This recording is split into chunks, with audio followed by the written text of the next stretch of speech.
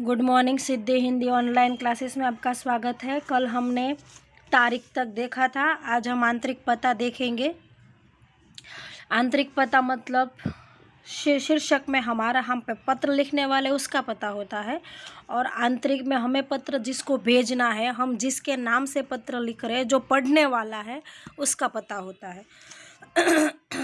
तो इस पत्र के इस भाग में पत्र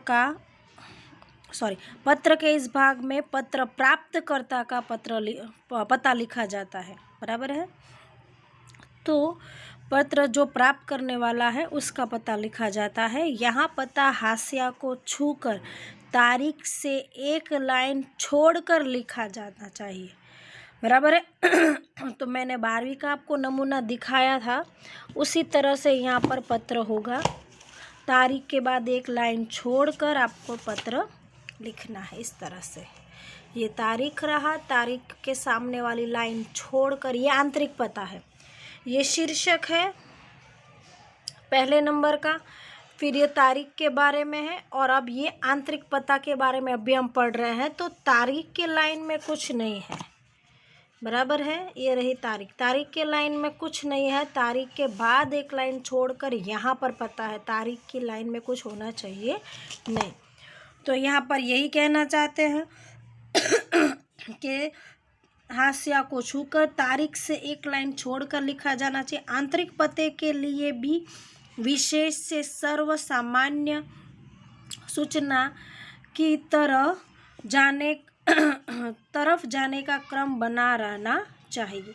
तो इसमें भी खास बहुत महत्वपूर्ण बात है कि क्रम, सर्वसामान्य सूचना और क्रम व्यवस्थित होना चाहिए। योग्य रूप से विराम चिन्ह का उपयोग करना है, हर एक पते में ऐसा ही हमें करना है। ये पता लिखते समय विराम चिन्हों का योग्य प्रकार से उपयोग करना है। आगे, जब किसी एक व्यक्ति को उद्बोधन करके पत्र लिखा जाए तब व्यक्ति का नाम तथा आवश्यक हो तो उसका पद भी लिखना चाहिए।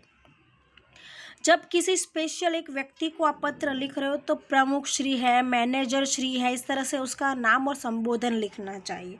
माननीय श्री है, इस तरह से।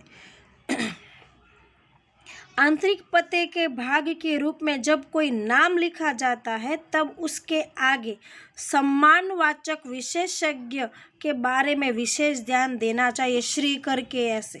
सामान्य रूप से कोई पुरुष का नाम हो तो अंग्रेजी में मिस्टर का संक्षिप्त में MR पॉइंट कैपिटल M और R ऐसा मिस्टर लिखा जाता है। हिंदी में श्री, श्रीमान, श्रीयुक्त का उपयोग भी किया जाता है, जैसे कि मिस्टर JK मेहता, श्रीमान JK मेहरा, ये मिस JK मेहरा है।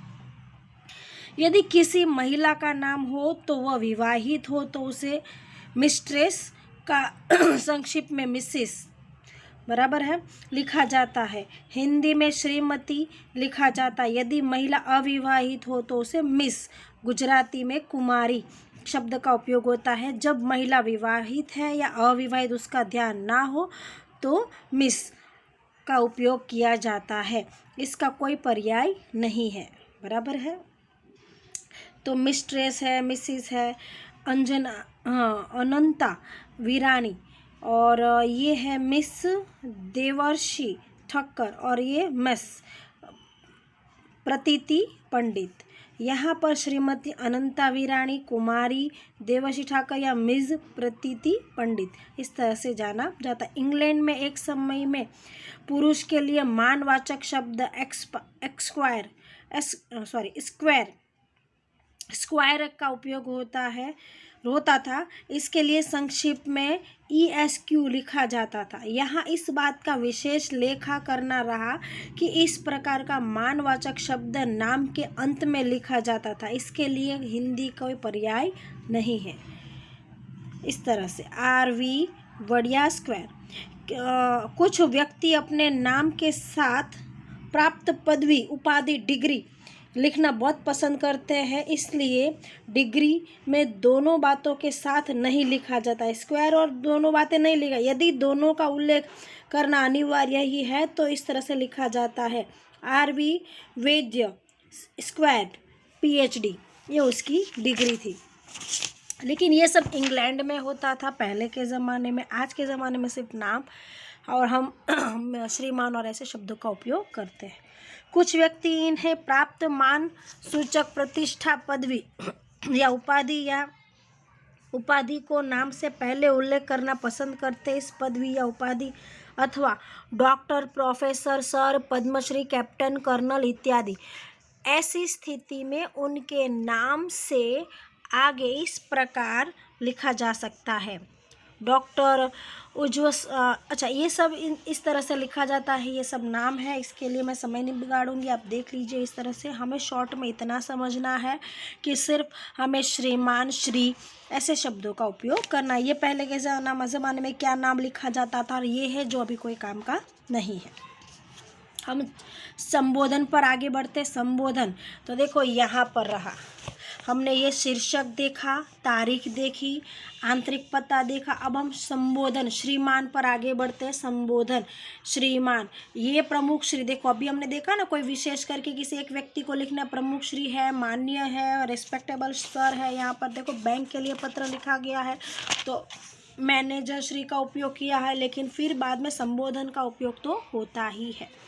तो हम संबोधन पर अभी आगे पहुँचेंगे।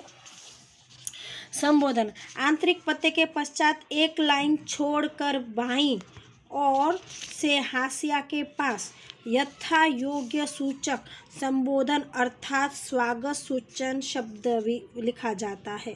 यानी पत्र के मुख्य हिस्सा शुरू होने से पहले ये संबोधन शुरू किया जाता है। सामान्य प्रणाली अनुसार किसी भी व्यक्ति के साथ बातचीत का प्रारंभ शुभेच्छाओं के आदान प्रदान द्वारा प्राप्त होता है। ये शुभेच्छा hello, good morning, how are you, कैसे हो इत्यादि दिया जाता है, स्वीकार किया जाता है। पत्र का मुख्य हार्द अब बाद में प्रारंभ होने के कारण यह पहले पत्र वाचक को यथा योग्य संबोधन करना बहुत ही ठीक माना जाएगा। जैसे कि dear sir, dear madam, dear miss Suri, my dear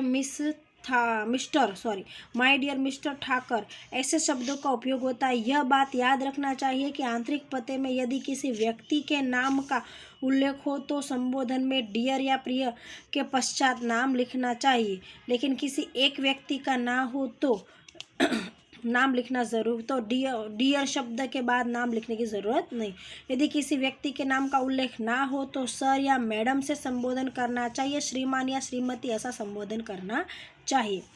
यदि तो ये संबोधन है कि भाई आप किसी एक व्यक्ति के नाम पर अगर लिख रहे हो, आपने आंतरिक पते में व्यक्ति का नाम दर्शाया हुआ है तो श्रीमान फिर नाम लिखना। और देखो यहाँ पर किसी व्यक्ति का नाम नहीं है, मैनेजर श्री है तो फिर यहाँ पर श्रीमान से हो गया। पर किसी व्यक्ति का नाम मैनेजर श्री राजेश तो यहाँ पर श्रीमान राजेश शब्द का उपयोग करना है। और आपने जब आंतरिक पते में किसी व्यक्ति का नाम नहीं लिया है तो आपको भी संबोधन के साथ नाम लिखने की ज़रूरत नहीं है। जब पत्र किसी समूह को संबोधित करके लिखा जाए तो अंग्रेजी में जेंटलमैन और हिंदी में श्रीमान ऐसे लिखा जाता है। ब्रिटिश पद्धति अनुसार संबोधन पश्चात अल्पविराम का उपयोग किया जाता है।